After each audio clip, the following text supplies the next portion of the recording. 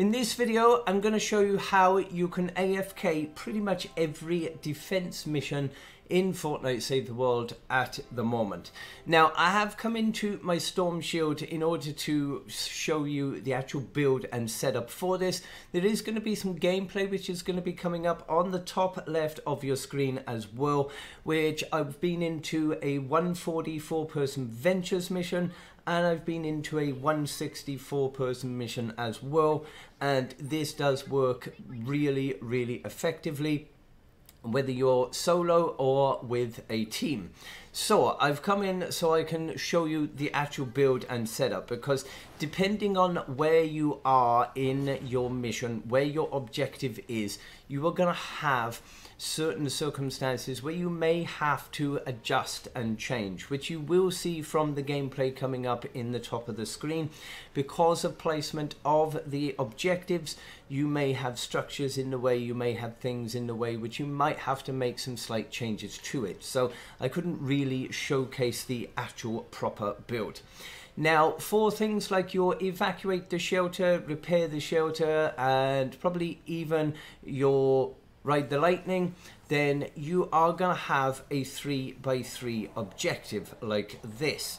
And what you're going to need to do for this, you will need to edit in some doors like this. Make sure you do have the doors edited in, otherwise it is not going to function properly. So if you do a 3x3 around your objective, whichever one it will be. Now, if you are in something like a retrieve the data, then you're going to have a much smaller single square objective to work around, so you can do a 2x2 around that structure and it will work just the same. Now, I'm going to go into the actual hero loadouts and trap perks in a moment, but basically what you are going to do is you are going to build a structure around your objective like this. Now, once you have placed all of your floor pieces and all of your edited walls in like that, then that is going to be the base structure of it. What you will need to do then is you are going to need to upgrade all of the lower sections of this. So all of the lower walls will need to be upgraded to tier 3. Do make sure that you do check in the actual mission objectives as well as to what elements you have, because if you do place the wrong structures for the wrong type of element, then this will fail.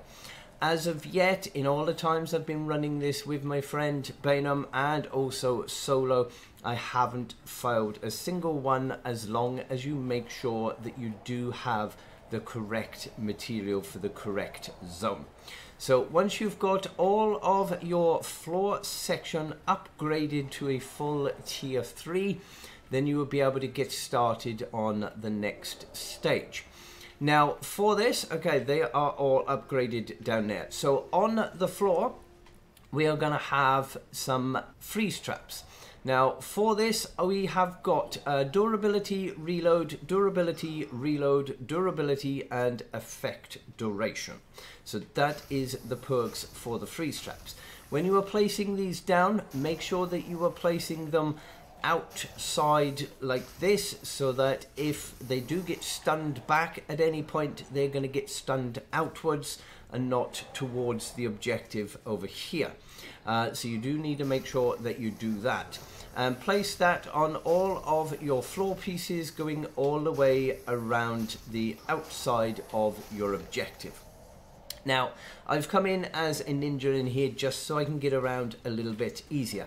But what you can do then, if you do prefer, you can place a floor piece down with a bounce pad on it to enable you to get up to the top in a moment. Now, we're going to need to do a second row of edited walls now. And again, you need to make sure that you have got your doors in your edited walls. If you don't have doors in there, then this will not work. It will aggro those smashers and everything will come after your builds. So once you have got your second row in, you do not need to upgrade that second row. Now, if you come over to your bounce pad to get up to the top here, and what you are going to do is you're going to place a set of ceiling pieces then all the way around the outside. And once you've got all of the outside covered like so, then you can start filling in your top pieces as well. Now your base then will go on this square here. Obviously I don't have a base as I'm in my storm shield, but you would place your base in the center.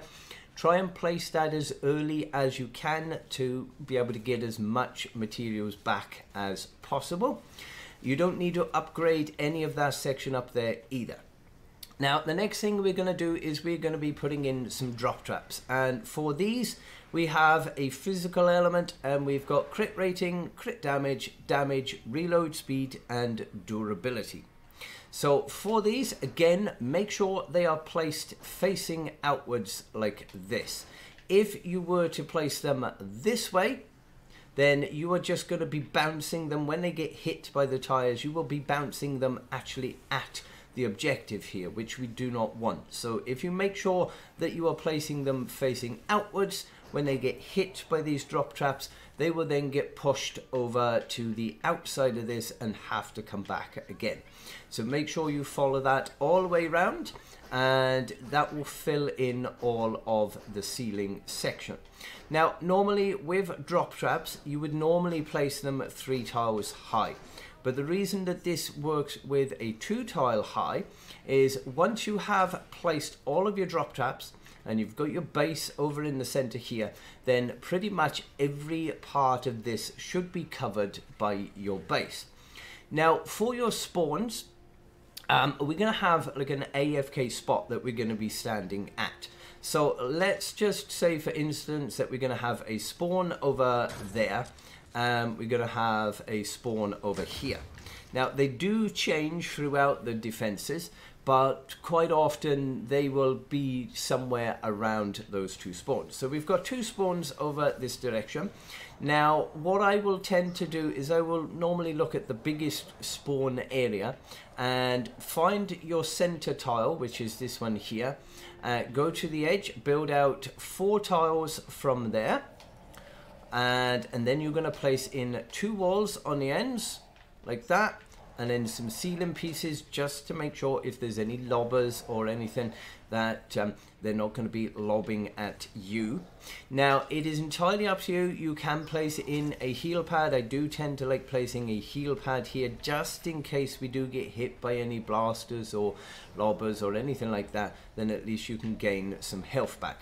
And what you are going to do is once all of that defense over there is all built up, you are going to come and stand at this spot. Make sure you stay in these 2 tiles. Do not go anywhere near that build once the objective starts.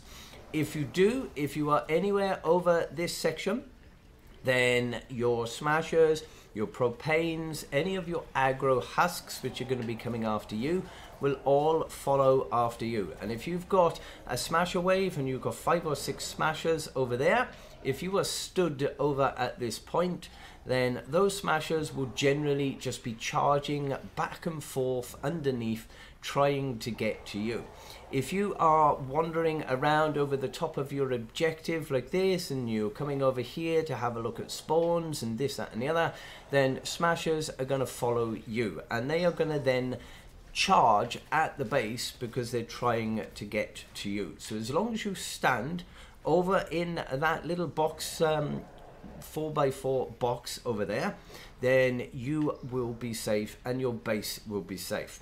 Now when you get down to say probably the last sort of 10-15 seconds of your objective, make sure you go and collect your base. You want to try and get as much materials back as you can, but do not come over here for your base during the actual defense.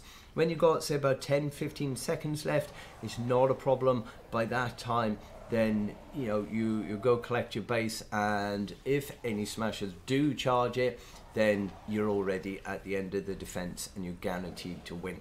If you do it any earlier, then you can cause the smashers to destroy it all, and the last thing you want is to be failing in your last 10 seconds. So make sure that you only go and collect your base at the end.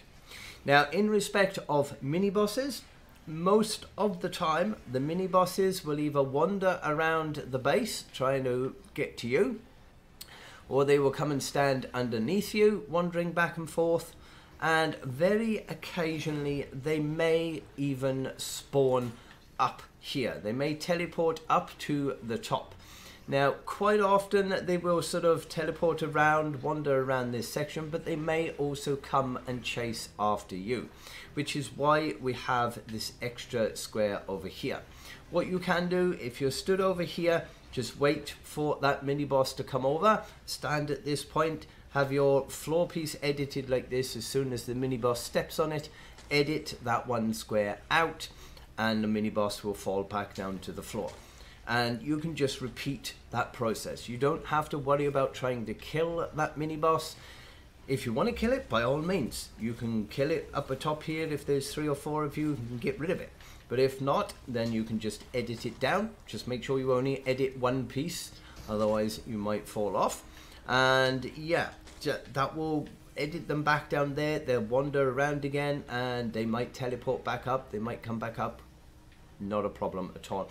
The only ones really that you might need to worry about is if you get smashers teleport up here, the mini boss smashers.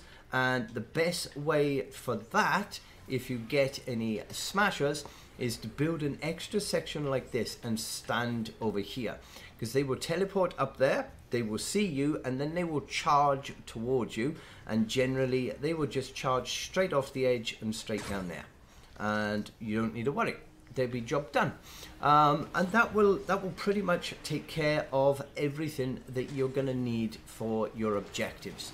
Now, I've done this quite a lot in Evacuate the Shelter. This is brilliant for that, but it works on Ride the Lightning, Repair the Shelter, Retrieve the Data, any of those objectives where you need to defend the base at the end.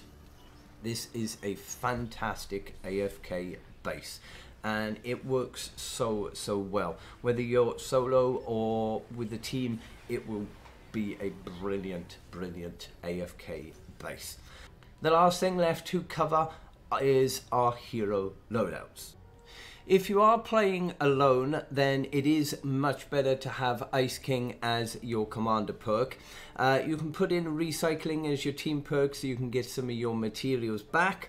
For your support team, you're going to want to have power modulation, lofty architecture. It doesn't really matter, you can have gadgeteer or you can put whatever else you like as that slot. Mega base and tough traps. I tend to go with slow field and supply drop, just so I can get a little bit of extra materials back as well, and slow field just in case you ever need it. But another good gadget that you can put in there is the teleporter, which will save you having to use all loads of bounce pads and things to get up and down. Now, if you are going to be playing with other people as well, then you don't want to have 2 people with the same loadout as you. So you are going to want somebody to go as base Kyle. Now, base Kyle, that is going to increase the building health. Not that it is needed, but you can at least increase the health of it. Again, team perk, recycling. For support team, Mega Base, Frozen Castle, Tough Traps, Power Modulation, and Base MD.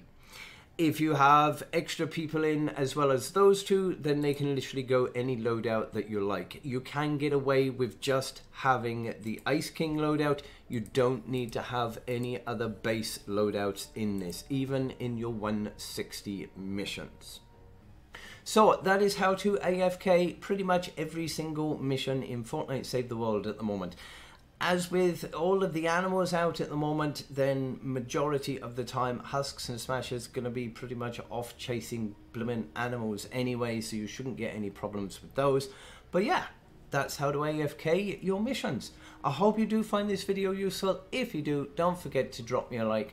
Comments are always appreciated. I try and respond to as many as I can. Please use code RiverFox in the Fortnite store.